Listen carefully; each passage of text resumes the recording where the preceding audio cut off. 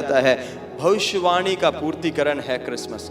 परमेश्वर ने इस दुनिया में जो भी कार्य को रखा है पहले से परमेश्वर ने निश्चित किया है। अपने भक्तों के अंदर परमेश्वर ने उनसे प्रकट किया है, उन्होंने भविष्यवाणी किया है और परमेश्वर उस भविष्यवाणी को पूरा करता है। परमेश्वर के वचन के अंदर जब हम पढ़ते हैं, जब हम क्रिसमस की घटनाओं को पढ़ते हैं, वहाँ पर 3 बातों को देखते हैं। यीशु मसीह के नाम के बारे में पहले से ही भविष्यवक्ताओं ने भविष्यवाणी की थी। हम पढ़ेंगे यशायाह की पुस्तक 7वां अध्याय उसका 14वें आयत में परमेश्वर का वचन क्या कहता है। इस कारण प्रभु आप ही तुमको एक चिन्ह देगा, सुनो एक कुमारी गर्भवती होगी और पुत्र जनेगी और उसका नाम इमानुएल रखा जाएगा। परमेश्वर का वचन स्पष्ट कहता है उसका नाम क्या है, इमानुएल, परमेश्वर हमारे साथ है।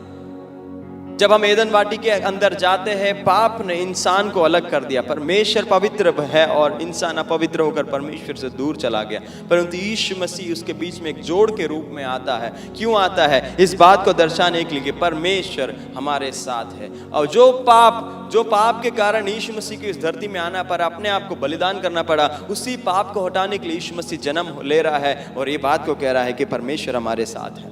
पहली बात, यीशु मसीह के नाम के बारे में भविष्यवाणी दी गई थी। दूसरी बात को हम देखते कि यीशु मसीह कहाँ जन्म लेने वाला है, उसके बारे में भविष्यवाणी दी गई थी। उसके लिए हम जब परमेश्वर के वचन को पढ़ते, स्पष्ट तरीके से लिखा गया है मीका की पुस्तक उसका 5वां अध्याय के 2 आयत में, हे बेतलेहम एफ्राता, यदि तू ऐसा छोटा है कि यहूदा के हजारों में गिना नहीं जाता, तो भी तुझ में से मेरे लिए एक पुरुष निकलेगा जो इस्राएलियों में प्रभुता करने वाला होगा और उसका निकलना प्राचीन काल से वरन अनादि काल से होता आया है।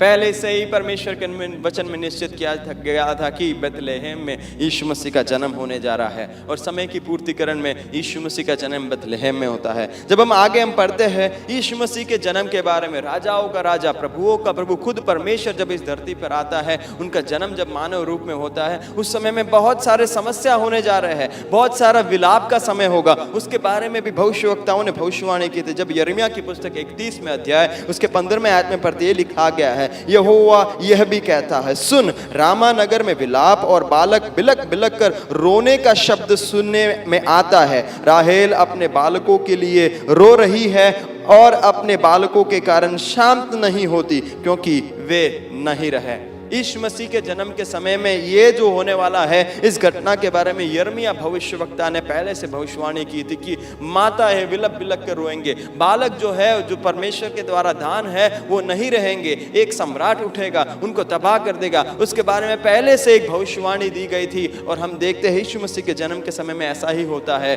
और कई बालक जो 2 साल के नीचे थे उन सबको कत्ल किया जाता है। पहला संदेश क्रिसमस का ये है, क्रिसमस भविष्यवाणी का पूर्तिकरण है। इस दुनिया में जो भी घटनाएं होती है उसके बारे में पहले से ही परमेश्वर ने तिथि को निश्चित किया है, उसके बारे में परमेश्वर ने लोगों को पहले से ही संदेश दिया और परमेश्वर अपने समय में जो है उसको पूर्ण करने वाला परमेश्वर है। दूसरी बात, क्रिसमस का मुख्य संदेश क्या है, क्रिसमस के द्वारा परमेश्वर इस दुनिया को क्या कहना चाहता है। क्रिसमस का संदेश है आशा का और मनुष्य जाति को परमेश्वर ये कहना चाहता है कि मत डर। दूसरा संदेश क्रिसमस का है आशा का। जैसे आप मेरे पीछे देख सकते हो, लव केम डाउन, प्रेम इस दुनिया में उतर कर आया, पीस इज ऑन अर्थ, शांति धरती पर हो गया, जॉय टू द वर्ल्ड, दुनिया के लिए एक आनंद, और होप इज बोर्न, आशा का जन्म। यही है क्रिसमस का संदेश। यीशु मसीह का जन्म इस दुनिया के लिए एक आशा का कारण बन गया। क्यों? इंसान हर एक बार, चाहे कोई भी धर्म का क्यों ना हो, चाहे कोई भी रंग का क्यों ना हो, हर एक इंसान के अंदर एक खालीपन है जिसको केवल उसका आत्मा के अंदर जो खालीपन है, जिसको परमेश्वर, जिसको परमात्मा, जिसको उसका सृष्टिकर्ता ही भर सकता है। इंसान हर बार चाहता है कि वो उस ईश्वर के पास अपने जीवन को जोड़ दे। इंसान उसके लिए तीर्थ यात्राओं को करता है, बहुत कुछ करता है, पुण्य कामों को करता है, परंतु मैं आपसे कहना चाहता हूं हमारा पाप इतना बड़ा है कि हमारे पुण्य काम कभी भी हमें परमेश्वर से जोड़ नहीं सकता। इसीलिए इस दुनिया में क्रिसमस हुआ, परमेश्वर खुद इस दुनिया में आ गया और आपके ऊपर जो दंड की आज्ञा थी उसने अपने ऊपर ले लिया ताकि आप और परमेश्वर एक साथ हो जाए। इसलिए दूसरा मुख्य बात क्रिसमस का संदेश है, वो एक आशा का संदेश है। और हमें क्या कहता है कि हमें डरना नहीं है, हाँ, हमें डरना नहीं है। हाँ, हमें डरना नहीं है। एक वायरस के बाद दूसरा वायरस आएगा, तीसरा वायरस आएगा। दुनिया में समस्या होना ही है और वो होते रहेगा, परंतु उसके मध्य में सृष्टिकर्ता परमेश्वर परमात्मा सृजनहार ये कहता है हमें डरना नहीं है। जब हम परमेश्वर के वचन को पढ़ते, लूका रचित सुसमाचार पहला अध्याय उसका 28 आयत से 31 आयत में पढ़ेंगे, वहां पर परमेश्वर का वचन क्या कहता है। और स्वर्गदूत ने उसके पास भीतर आकर कहा, आनंद और जय तेरी है जिस पर परमेश्वर का अनुग्रह हुआ है, प्रभु तेरे साथ है। वह उस वचन से बहुत घबरा गई। मरियम वहां पर घबरा जाती है और सोचने लगी कि यह किस प्रकार का अभिवादन है। 30वां आयत, स्वर्गदूत ने उससे कहा, हे मरियम भयभीत ना हो। हालेलुया। यहाँ पर स्वर्गदूत स्वर्ग से मरियम से कहता है, हे मरियम भयभीत ना हो, क्योंकि परमेश्वर का अनुग्रह तुझ पर हुआ है। और देख, तू गर्भवती होगी और तेरा एक पुत्र उत्पन्न होगा, तू उसका नाम यीशु रखना।